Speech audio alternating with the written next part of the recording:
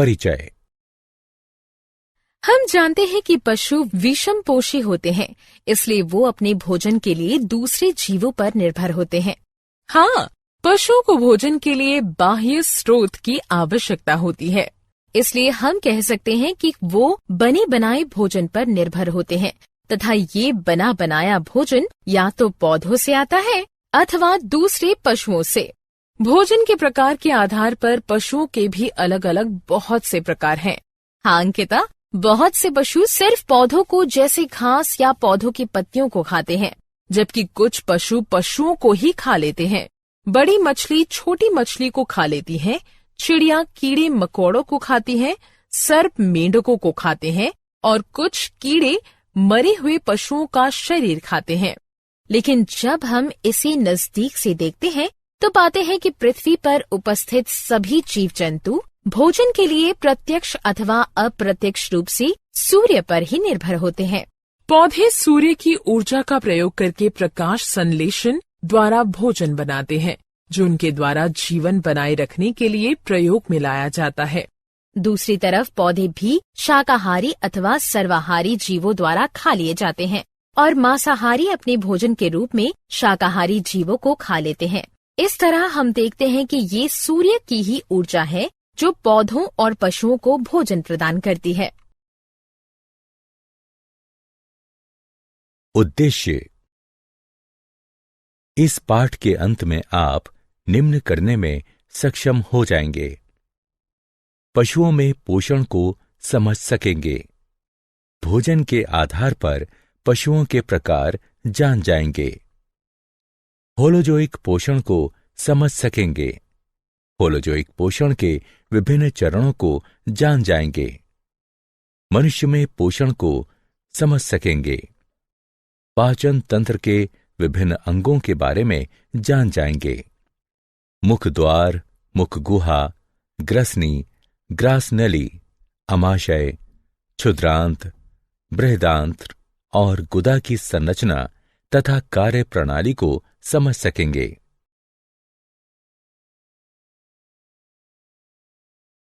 विभिन्न पाचन ग्रंथियों का पता लगाइए। लालारस अथवा लार ग्रंथियों और जठर ग्रंथियों की संरचना और कार्य प्रणाली को समझें। यकृत की संरचना और कार्य प्रणाली को समझें। अग्नाशय और आंत्रीय ग्रंथियों की संरचना और कार्य प्रणाली को समझें। पाचक ग्रंथियों के रसायन विज्ञान का अध्ययन करें।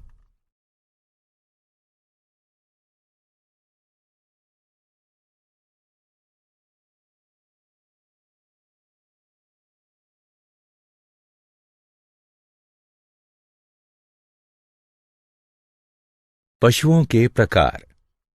भोजन के आधार पर सभी पशुओं को 3 समूहों में विभाजित किया जा सकता है: शाकाहारी, मांसाहारी, सर्वाहारी। जैसा कि हम पहले ही चर्चा कर चुके हैं, वो पशु जो सिर्फ पौधों को खाते हैं शाकाहारी कहलाते हैं। वे घास, पत्तियां, अनाज, फल या वृक्ष की छाल खा सकते हैं। उदाहरण: बकरी, गाय, भैंस, भेड़, हिरन, ऊंट, गधा, बैल, हाथी, बंदर, गिलहरी, खरगोश, टिड्ढा और दरियाई घोड़ा। ठीक उसी तरह वो पशु जो सिर्फ दूसरे जीवों को खाते हैं मांसाहारी कहलाते हैं, जैसे शेर, चीता, मेढक, गिद्ध, किंगफिशर, छिपकली, भेड़िया, सर्प और बाज। इनके अलावा वो पशु जो पौधों और पशुओं दोनों को खाते हैं सर्वाहारी कहलाते हैं। उदाहरण: मनुष्य, कुत्ता, कौवा, गौरैया, भालू, मैना और चींटी।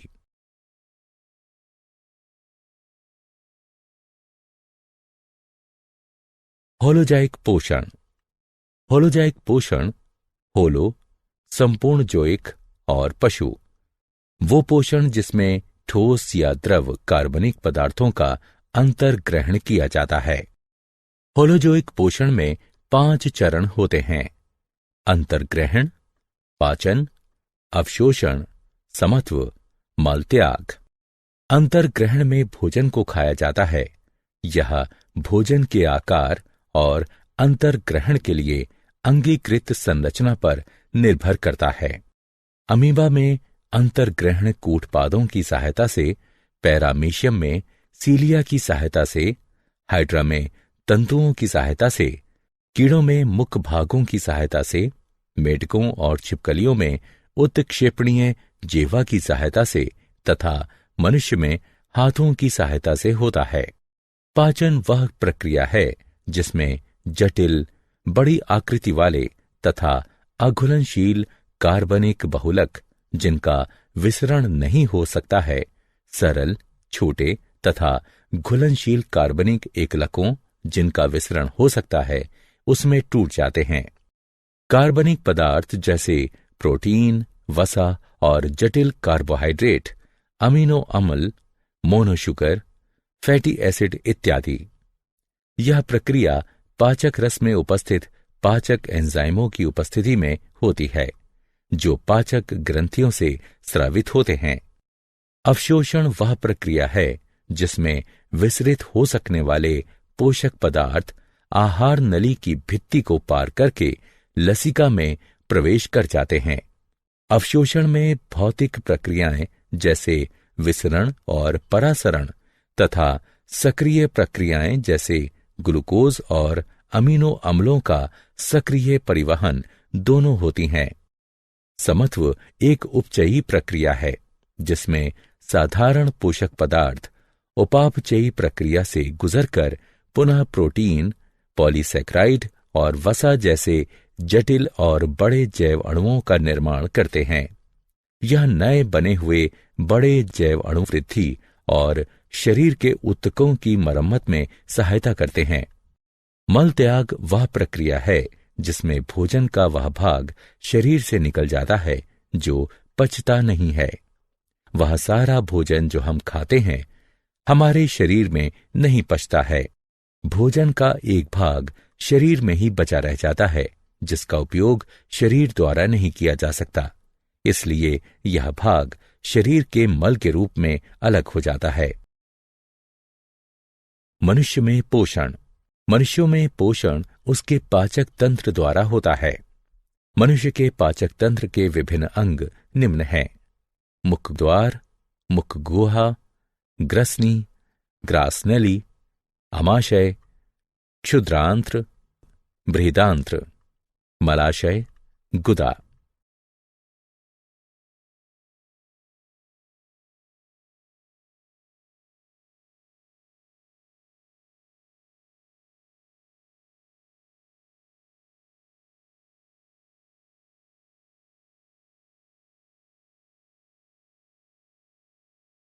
मुख द्वार।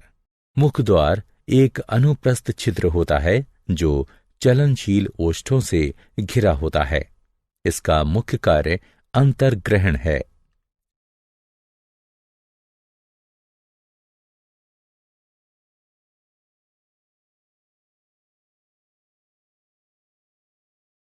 मुख गुहा। मुख गुहा में दो मुख्य संरचनाएं होती हैं, जिह्वा और दांत। जिह्वा एक मोटी, पेशीय और उत्क्षेपणीय संरचना है जो मुख गुहा के तल पर स्थित होती है। जिह्वा पर स्वाद कलिकाएं होती हैं जो भोजन का स्वाद लेने में, भोजन और लाला रस को मिलाने में तथा भोजन को निगलने में सहायता करती हैं। दांत मनुष्य के दोनों जबड़ों में होते हैं। दांत जबड़े की हड्डियों में बने कोटरों में धसे होते हैं। एक वयस्क मनुष्य में 32 दांत यानी प्रत्येक जबड़े में 16 दांत होते हैं। दांत 4 प्रकार के होते हैं: कृंतक दांत, श्वदंत, अग्रजवर्णक और चरवर्णक। प्रत्येक जबड़े में 4 कृंतक दांत होते हैं। ये तेज धार, छेनी की आकृति के और शाकाहारी भोजन को काटने तथा टुकड़े टुकड़े करने के लिए होते हैं। प्रत्येक जबड़े में 2 शिवदंत होते हैं। ये तेज धार, कृपाण की आकृति के और मांसाहारी भोजन को चीरने के लिए होते हैं। प्रत्येक जबड़े में 4 अग्र चर्मवर्णक दांत होते हैं। ये बड़े और कस्प आकृति के तथा चबाने और पीसने के लिए होते हैं। प्रत्येक जबड़े में 6 चर्मवर्णक दांत होते हैं। ये बड़े और कस्प आकृति के तथा चबाने और पीसने के लिए होते हैं।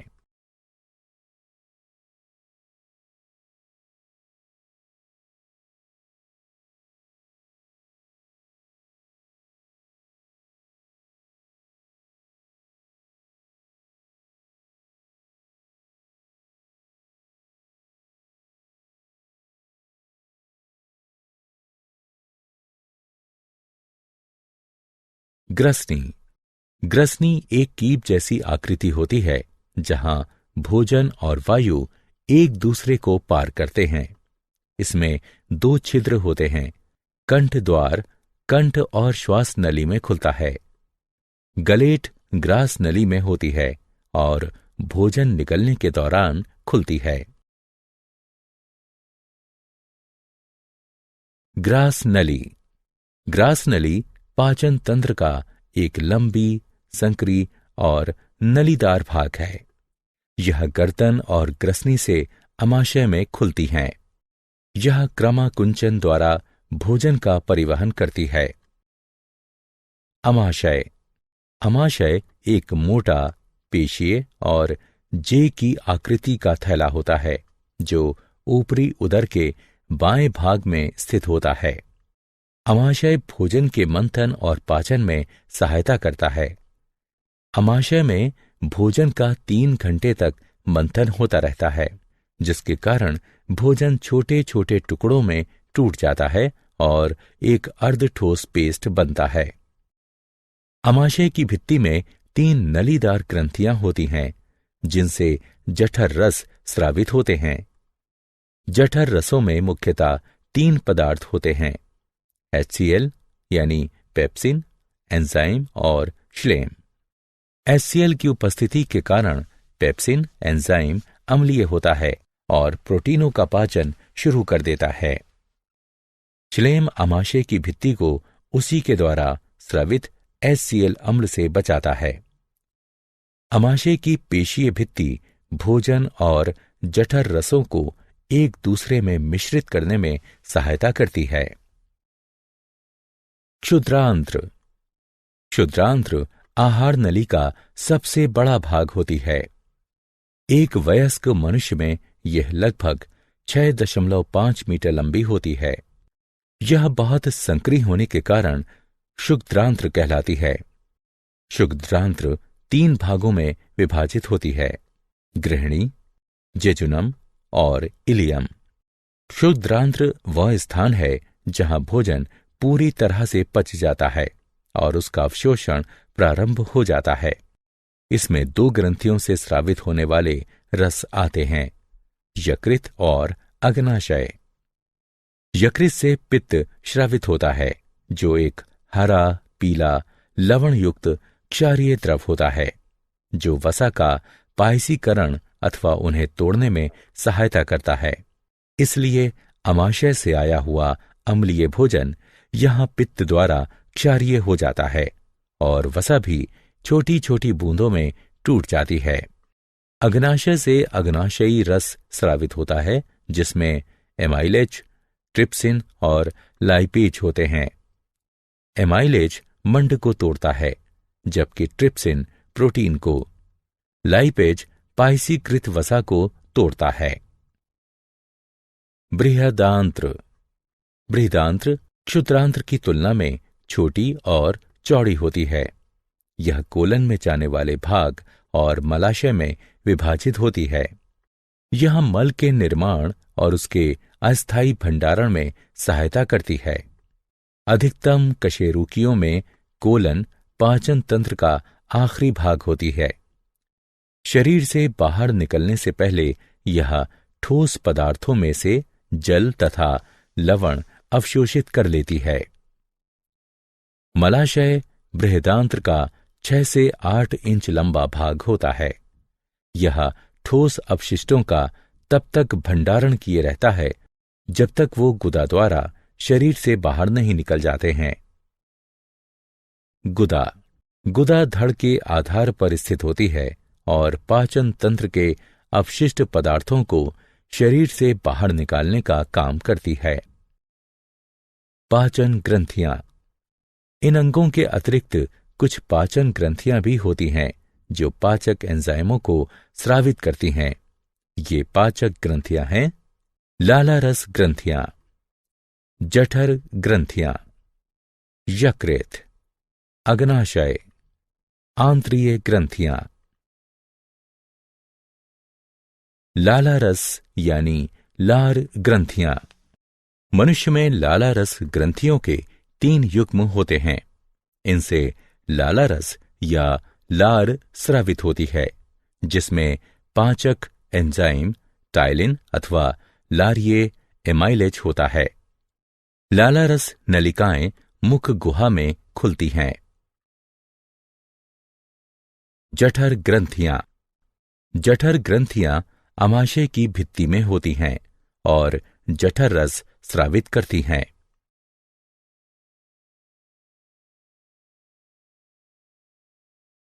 यकृत।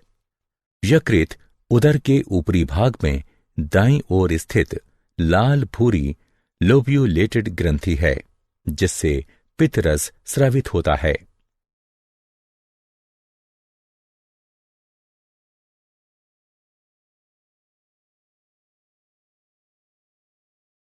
अग्नाशय। अग्नाशय अमाशय के ठीक पीछे स्थित पीले रंग की ग्रंथि है, जिससे अग्नाशयी रस स्रावित होता है। अग्नाशयी नलिका के द्वारा अग्नाशयी रस क्षुद्रांत्र तक पहुंचता है। आंत्रीय ग्रंथियां। आंत्रीय ग्रंथियां क्षुद्रांत्र की भित्ति में स्थित होती हैं और इनसे आंत्रीय रस स्रावित होता है, जिसे सक्कस एंटेरिकस भी कहते हैं। मनुष्य के पाचन तंत्र में कार्य करने वाले एंजाइम। लाला रस में लारिये एमाइलेज होता है, जो मंड को शर्करा में तोड़ देता है। HCl की उपस्थिति में पेप्सिन प्रोटीन का पाचन करता है। पेप्सिन अम्लीय माध्यम में ही सक्रिय हो पाता है। यकृत यानी पित्ताशय का पित्त वसा का पाचन करके उसे फैटी एसिड में तोड़ देता है। यह भोजन को क्षारीय माध्यम में परिवर्तित कर देता है। एमाइलेज मंड को पचाता है। अग्नाशय से ट्रिप्सिन प्रोटीन को पचाता है। अग्नाशय से लाइपेज पाइसीकृत वसा को तोड़ता है। अग्नाशय से दांतों का क्षय। दांतों के क्षय के कारण दंतवल्क और दंत धातु धीरे धीरे मुलायम हो जाते हैं। जब जीवाणु शर्करा को पचाकर अम्ल का उत्पादन करते हैं तो वो अम्ल दंतवल्क के लवण को नष्ट कर देता है और दांतों का क्षय प्रारंभ हो जाता है। भोजन कणों के साथ साथ बहुत से जीवाणु भी दांतों की सतह पर चिपक जाते हैं और दांतों पर मैल के रूप में जम जाते हैं, जिसे प्लाक कहते हैं। लार अम्ल को प्रभावहीन करने के लिए दांतों की सतह तक नहीं पहुंच सकती, क्योंकि दांत प्लाक से घिरा होता है। भोजन के बाद ठीक से दांत साफ करने से जीवाणुओं द्वारा अम्ल का उत्पादन शुरू करने से पहले ही प्लाक हट जाता है। यदि उपचार नहीं किया जाता है तो ये अति सूक्ष्म जीवाणु मसूड़ों को संक्रमित कर सकते हैं तथा सूजन पैदा कर सकते हैं। क्या आप जानते हैं, मनुष्य में वर्मीफोर्म, अपेंडिक्स, क्षुद्रांत्र और वृहदांत्र के जोड़ पर स्थित एक अवशेषी नलिका है। वर्मीफोर्म अपेंडिक्स की लंबाई का बढ़ना और उसका सूजना अपेंडिसाइटिस कहलाता है। जठरीय पाचन में लगने वाला समय भोजन की प्रकृति पर निर्भर करता है। कार्बोहाइड्रेट के पाचन के लिए यह 1 से 2 घंटे का होता है, जबकि वसा के पाचन के लिए 5 से 6 घंटे का होता है। सारांश। आइए हमने जो कुछ सीखा है उसे संक्षेप में दोहराएं। विषमपोषी जीव अपना भोजन स्वयं नहीं बना सकते और अपने भोजन के लिए दूसरे जीवों पर निर्भर रहते हैं। पोषण में भोजन का प्रयोग होता है और इसमें अंतर्ग्रहण, पाचन, अवशोषण, समत्व और मल त्याग जैसे चरण होते हैं। अमीबा सर्वाहारी और होलोजोइक है। अमीबा भोजन का अंतर्ग्रहण कूटपादों की सहायता से भोजन को घेर कर करता है। अमीबा में पाचन अंतःकोशिकीय तथा खाद्य रिक्तिका के अंदर होता है।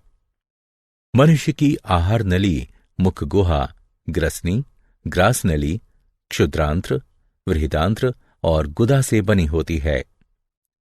मनुष्य के दांत हेट्रोडोंट होते हैं। भोजन आहार नली में क्रमाकुंचन गति द्वारा नीचे उतरता है। मनुष्य की पाचन ग्रंथियों में 3 युग्म लाला रस ग्रंथियां, जठर ग्रंथियां, यकृत, अग्नाशय और आंत्रीय ग्रंथियां होती हैं। पाचन ग्रंथियों से पाचक रस स्रावित होते हैं, जिसमें पाचक एंजाइम होते हैं। कार्बोहाइड्रेट का पाचन मुख गुहा में ही प्रारंभ हो जाता है, जबकि प्रोटीन और वसा का पाचन अमाशय में प्रारंभ होता है।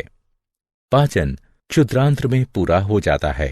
क्षुद्रांत्र में ही भोजन का अवशोषण भी होता है। दांतों का क्षय स्ट्रेप्टोकोकस म्यूटेंस जीवाणु द्वारा होता है, जो शर्करा युक्त भोजन में किण्वन करता है और कार्बनिक अम्लों का उत्पादन करता है।